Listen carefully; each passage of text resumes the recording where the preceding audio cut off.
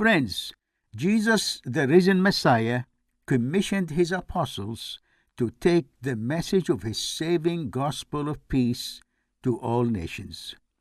We read at the end of Matthew's gospel that just before his ascension, Jesus addressed them as his disciples. As their beloved exemplary teacher, he told them, "Go and make disciples of all nations." Yet he was doing a lot more by sending them to the nations. In fact, he was fulfilling his own messianic mission predicted in the Old Testament scriptures. Hundreds of years beforehand, the prophet Isaiah spoke of the days in which this great commission would take place.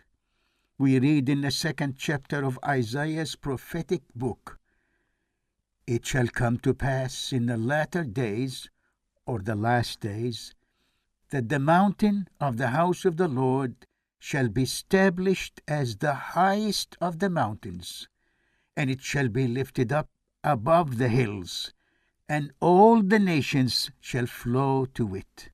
And many peoples shall come and say, Come, let us go up to the mountain of the Lord, to the house of the God of Jacob, that he may teach us his ways, and that we may walk in his paths." Isaiah called on the Israelites to follow the Lord's good plan for those coming days. They had drifted away into the darkness of the ways of the surrounding pagan nations. He said to them, "O house of Jacob, come, let us walk in the light of the Lord."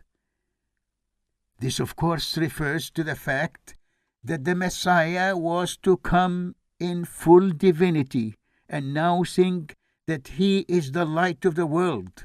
We read his words in the 8th chapter of John's Gospel. "I am the light of the world.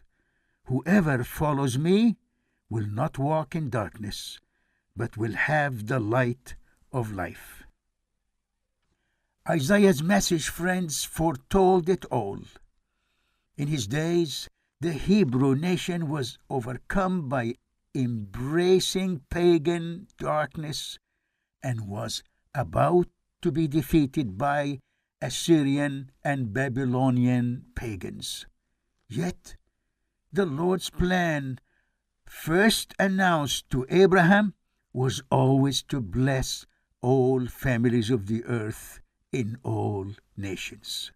The judgment and the end of the nation in Isaiah's time was to lead to the Lord's light coming to the world, to create an inclusive worldwide nation that is everlasting.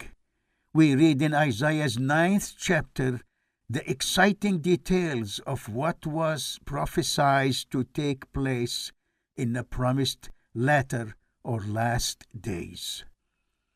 But there will be no gloom for her who was in anguish.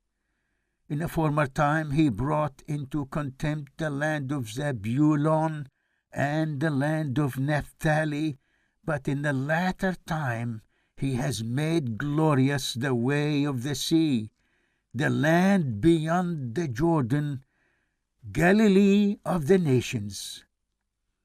The people who walked in darkness have seen a great light. Those who dwell in the land of deep darkness, on them has light shone. You have multiplied the nation, you have increased its joy.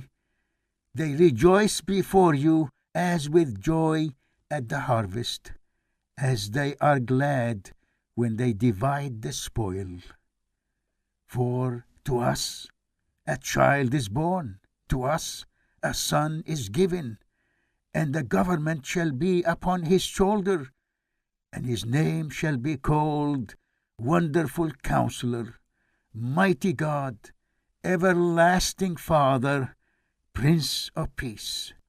Of the increase of his government and of peace there will be no end on the throne of David and over his kingdom, to establish it and to uphold it with justice and with righteousness from this time forth and forevermore. Friends, the Lord came to establish a universal kingdom of peace in Jesus, the Son of David, the divine Messiah, the light of the world, fulfilling the promise made to Abraham to bless all families of the earth. Hallelujah.